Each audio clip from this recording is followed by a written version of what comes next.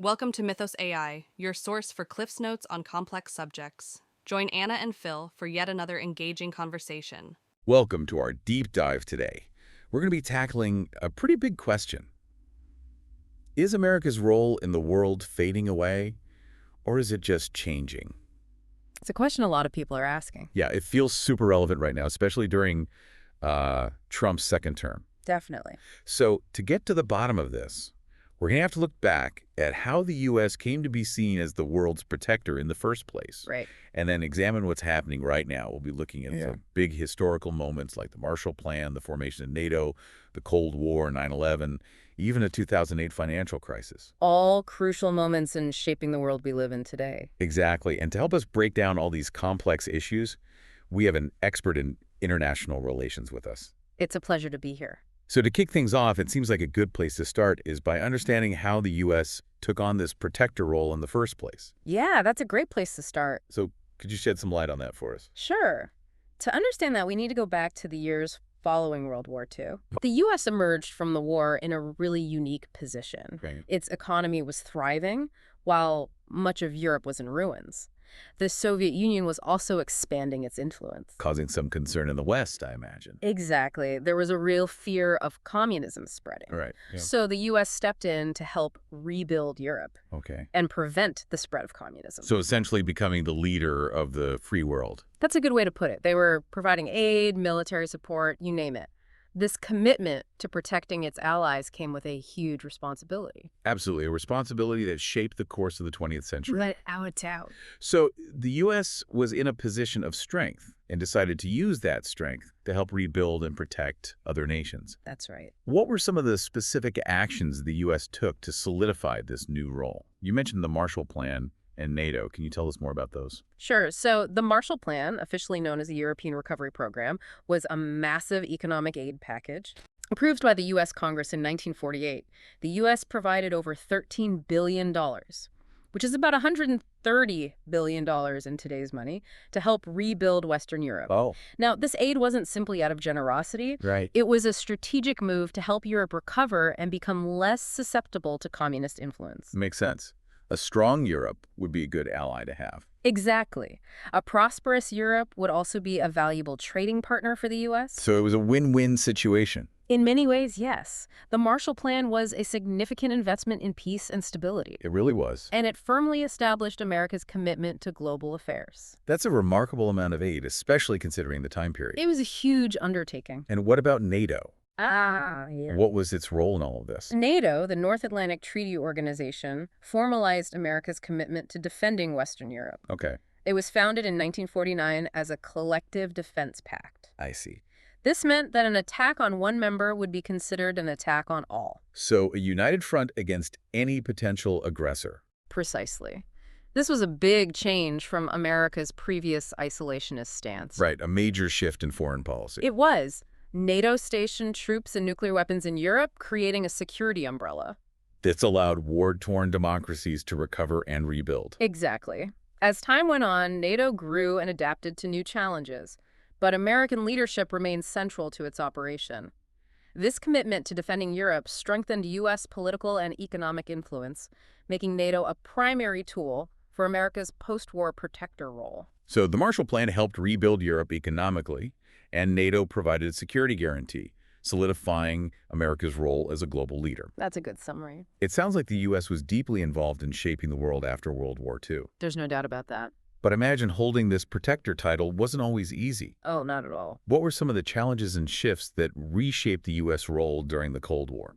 Well, the Cold War itself presented a huge challenge. The constant tension between the U.S. and the Soviet Union led to proxy wars in places like Korea and Vietnam. These conflicts solidified America's image as the global policeman, always on guard against communist expansion. Always ready to intervene. The U.S. intervened in various conflicts around the world, driven by the goal of containing communism and defending democracy. This role came at a high cost, both in terms of resources and lives. It did. And it wasn't without its controversies.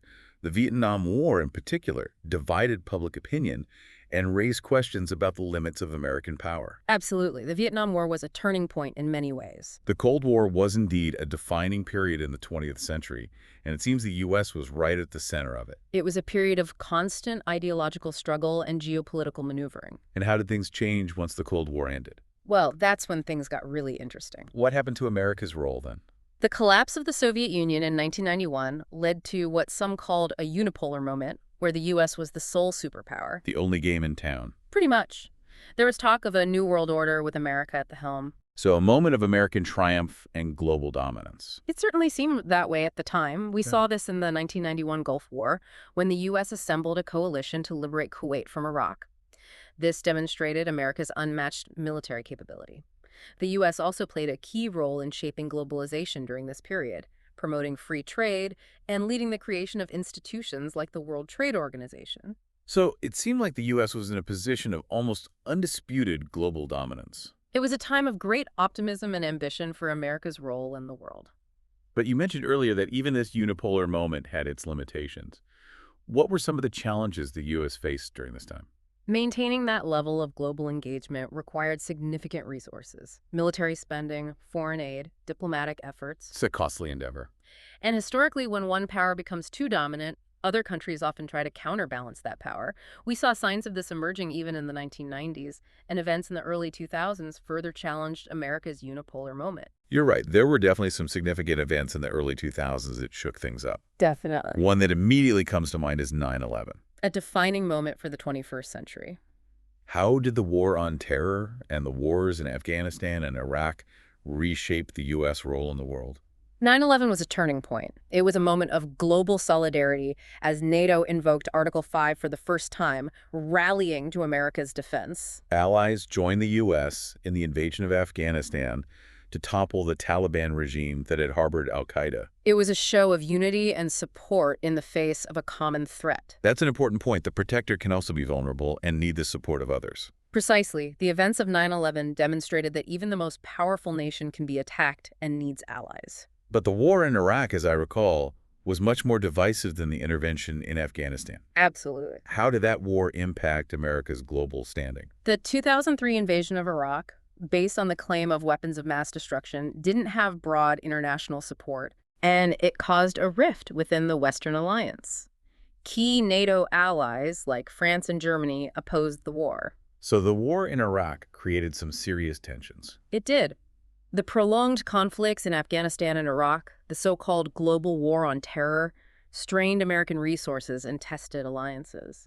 And public opinion in the U.S. also grew weary of these seemingly endless wars. War fatigue set in. By the 2010s, there was a growing feeling that America had overextended itself, both militarily and financially. It was a time of introspection and reevaluation. It seems like the wars in Afghanistan and Iraq marked a shift in America's global role. They certainly did. And then right on the heels of that, the world was hit by the 2008 financial crisis. Another major shock to the system. How did that impact America's global leadership?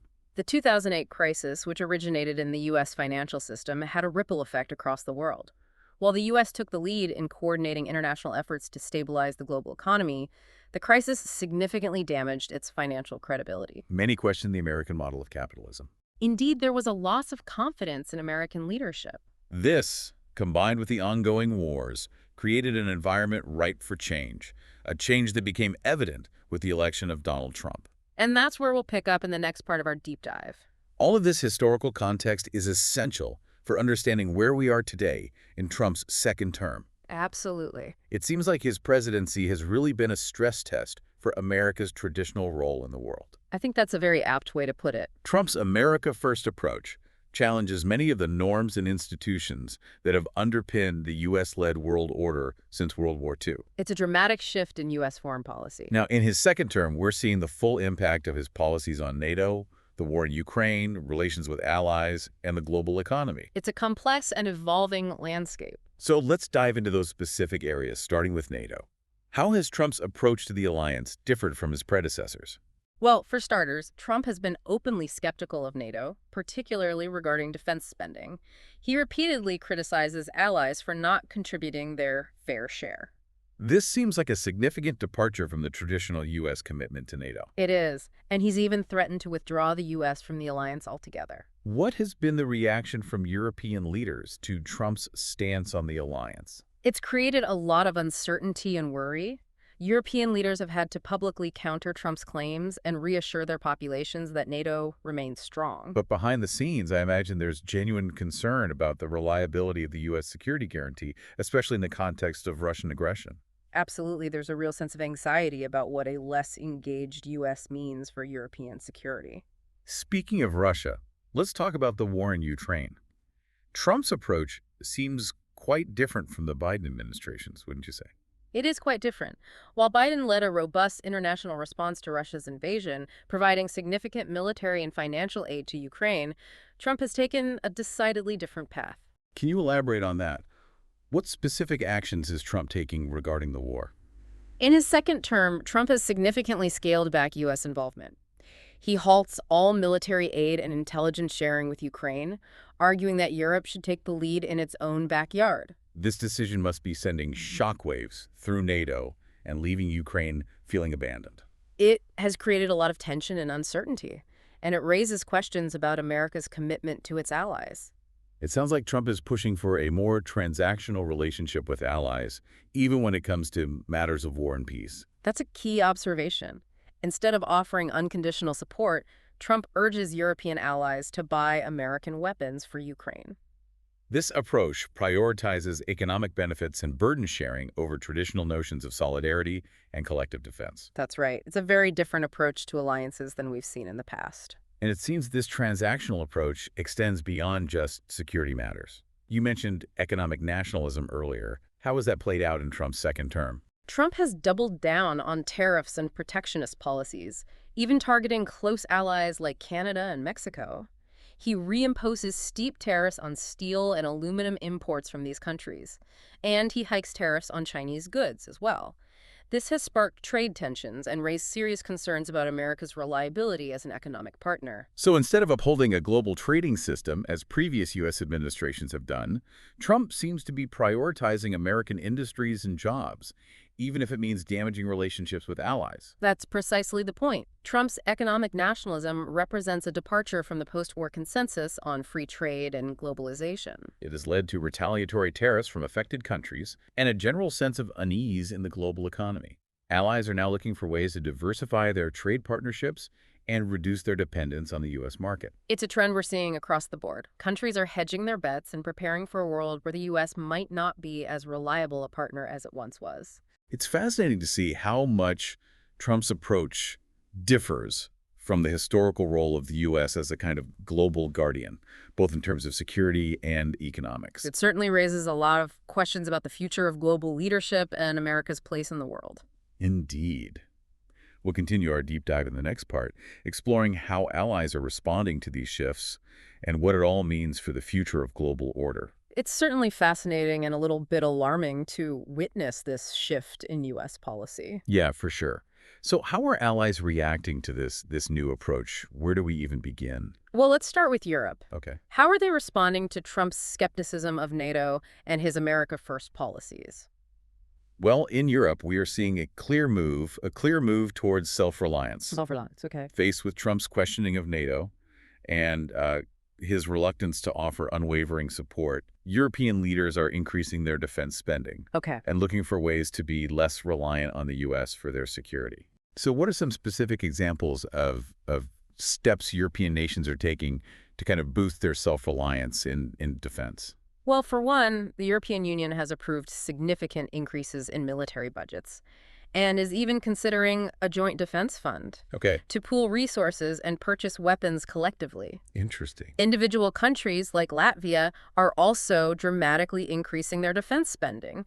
There is a growing realization that they may have to defend themselves without relying on the U.S. security umbrella they have taken for granted for decades. So a sort of wake-up call for Europe. It's interesting to see how these changes are prompting a reassessment of long-standing security arrangements. Definitely. What about U.S. allies in other parts of the world, like Asia? How are they reacting? Countries like Japan and South Korea, Right. which rely heavily on U.S. security guarantees, are watching with concern. While Trump hasn't directly pressured them in the same way he has NATO allies, they understand the message of unpredictability and conditionality. This has prompted them to strengthen their own defense capabilities, partly out of fear that the U.S. might not always be there to support them. It seems like there's a lot of uncertainty and anxiety among U.S. allies about the reliability of American commitments. There is. Many are adjusting their strategies to prepare for a potential world where the U.S. plays a less dominant role. I mean, is this a decline of American power, or would you say it's more of a recalibration? That's the million-dollar question. There are two main schools of thought on this. Some see Trump's actions as clear evidence of American decline. Right? They worry about a more fragmented world order, the rise of authoritarianism, and a loss of U.S. influence. Others argue this is a necessary recalibration. Okay. They believe the U.S. is simply adjusting its role after years of overextension, becoming more pragmatic and demanding more from its allies. So a debate between decline and adaptation. Yes. Is there any middle ground here? Is it possible that things could change after Trump? It's certainly possible. The U.S. has gone through periods of retrenchment before, only to reassert its global leadership later on. Domestic politics play a significant role in shaping foreign policy. Sure. And a future administration could try to restore a more traditional American role. However, some damage to U.S. credibility may be difficult to repair. Allies have learned that U.S. commitments can shift dramatically with a change in leadership, which may make them less willing to follow U.S. leadership blindly in the future. That's a sobering thought. It is. The reliability and predictability of the U.S. have long been cornerstones of its global leadership. They have. If those are now in question, it's understandable that allies would be hesitant to follow without question. We've talked extensively about the security and economic implications of this potential shift in America's role, but I'm also curious about the broader impact on American soft power. Yes. Has that been affected by these changes? Undoubtedly.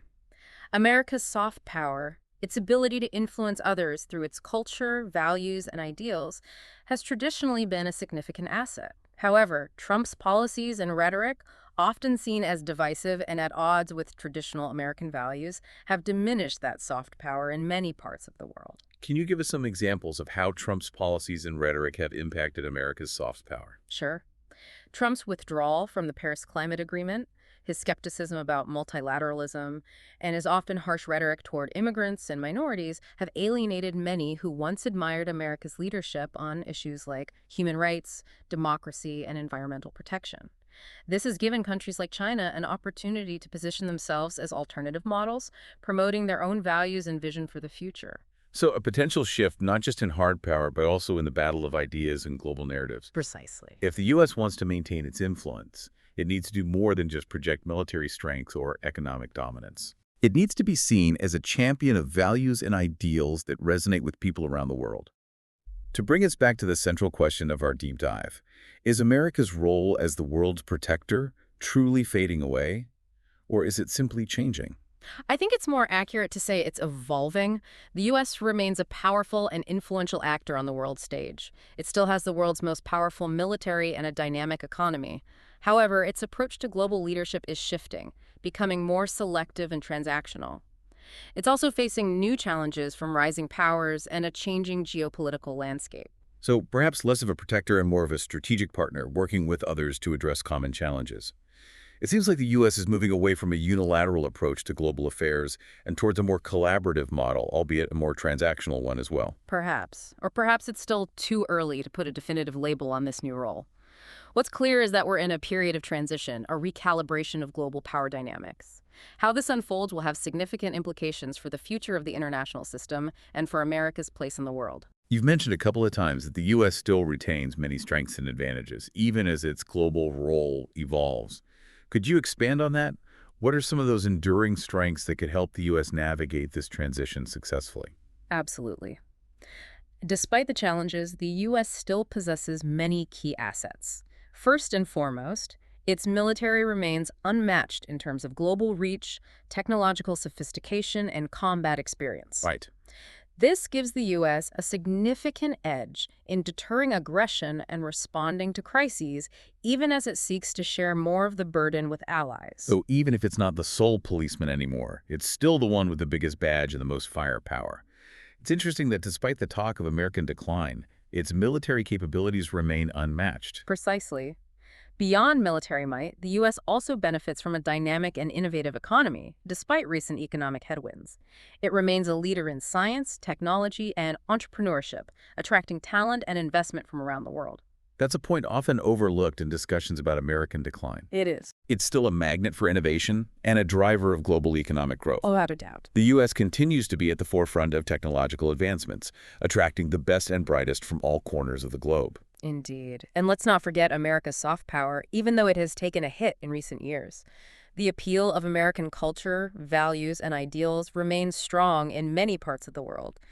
The U.S. still holds a certain allure as a land of opportunity and freedom, and its universities, entertainment industry, and technological innovations continue to exert a global influence. It sounds like even with the changing global role and a less assertive approach to leadership, the U.S. still has a lot going for it. It does. It possesses significant military capabilities, a dynamic economy, and a lasting cultural influence that continues to resonate globally. Exactly. The key will be how the U.S. chooses to leverage these strengths in a changing world. Will it use its military power responsibly and judiciously, working with allies to maintain stability and deter aggression? Will it foster economic innovation and promote open markets, creating opportunities for prosperity both at home and abroad? And will it reaffirm its commitment to the values and principles that have long defined its global leadership, rebuilding trust and inspiring others? Those are crucial questions. They are. The answers will shape not only America's future, but also the future of the international system. It's clear that while the U.S. remains a powerful force, it can't simply dictate terms or go it alone. The future of global leadership will require collaboration, compromise, and a willingness to work with others. Indeed. And these answers will depend not just on the decisions of leaders in Washington, but also on the actions of citizens, businesses, and civil society organizations across the country. Ultimately, America's role in the world is a reflection of its own internal dynamics and the choices its people make. So a call to action, not just for policymakers, but for all of us, to consider our role in shaping America's future on the global stage. Exactly. It's a reminder that the future of American leadership, in whatever form it takes, isn't predetermined. It's something we all have a stake in and a responsibility to shape. It's been fascinating to explore this complex and evolving landscape with you. As we wrap up part 2, I think we've covered a lot of ground today, but as with any good deep dive, I'm left with even more questions than when we started. As it should be. The most important thing is to stay curious, to keep asking questions, and to engage in these critical debates about America's role in the world. And on that note, we'll continue our exploration of this topic in the final part of our deep dive, considering what this all means for other countries and the choices they face in a world where American leadership is evolving. We spent a good amount of time discussing how America's role in the world is changing, but I think it's crucial to consider what this means for other countries, especially those who have relied on the U.S. for security and leadership. What are the implications for them as America steps back from its traditional protector role? It's a question every nation is grappling with right now, particularly America's traditional allies. They are having to reevaluate their security arrangements, their economic partnerships, even their fundamental assumptions about the world. This must be a particularly unsettling time for countries in Europe who have depended on the U.S. for security for so many decades. What are their options as they face this new reality? For countries in Europe, this is indeed a very, very challenging time. They are having to make difficult decisions about defense spending, military capabilities, and strategic autonomy. They are asking themselves, do we try to fill the void left by a less engaged U.S., or do we seek partnerships elsewhere? You mentioned seeking partnerships elsewhere. Are we talking about collaborations within Europe, or are there other possibilities on the table? It's a combination of both. Within Europe, we're seeing a push for greater defense cooperation within NATO and the European Union, as we discussed earlier. But there are also discussions about potential partnerships with countries like Japan, Australia, or even India, depending on the specific security concerns. So a more diversified approach to security, hedging their bets and not relying solely on the U.S., it seems like the global landscape is becoming increasingly complex, with nations having to navigate a web of shifting alliances and partnerships. How do you see this playing out in the long run? Will it lead to a more stable world or a more fragmented and unpredictable one? That is the big question, isn't it? There are valid arguments to be made on both sides. On the one hand, this greater diversification could lead to more regional stability. With countries taking more responsibility for their own security and economic well-being, It could also foster more balanced relationships between nations, reducing the risk of over-reliance on any single dominant power. So there's a potential upside to a less U.S.-centric world Hmm. with greater regional stability and more balanced relationships. What about the other side of the coin? What are the potential risks associated with this shift? On the other hand, this shift could also lead to more fragmentation and competition. As countries seek new partnerships and pursue their own interests, there's a risk of miscalculations, misunderstandings, and escalating tensions. We could see the emergence of new regional blocs, each with its own set of rules and priorities, potentially leading to clashes and instability. It sounds almost like a return to a more classical balance of power system, with all its inherent risks and uncertainties. If that's the case, what can countries do to prepare for this uncertain future and mitigate the risks? There are several things countries should be focusing on. First, they need to invest in their own capabilities, whether that's military strength, economic resilience, or diplomatic capacity. They can't simply rely on others for their security or prosperity. Second, they need to strengthen existing alliances and build new partnerships based on shared values and interests. This requires reaching out to countries beyond their traditional spheres of influence and finding common ground. And finally, they need to engage in thoughtful and constructive diplomacy, focused on dialogue, de-escalation, and finding peaceful solutions to disputes. The world cannot afford to slide into a new era of zero-sum competition. That's a lot to consider, but it underscores the fact that we're living in a time of significant change and transition. The old rules of the game may no longer apply, and countries need to adapt their strategies accordingly. It's been incredibly insightful to explore these complex and evolving dynamics with you today. As we wrap up this deep dive, do you have any final thoughts for our listener? I would encourage our listener to stay informed, to question assumptions, and to engage in thoughtful discussions about these critical issues. The future of global order is not predetermined. It's something we all have a role in shaping. And remember, even amidst uncertainty and change, there's always hope for a more just, peaceful, and prosperous world. It's up to all of us to work towards that vision. Thank you for joining us on this deep dive into the evolving role of the United States and what it means for the rest of the world. We appreciate your expertise and insights. Thanks for listening to Mythos AI. Stay tuned for more concise insights. And remember to hit the like button and subscribe for future episodes.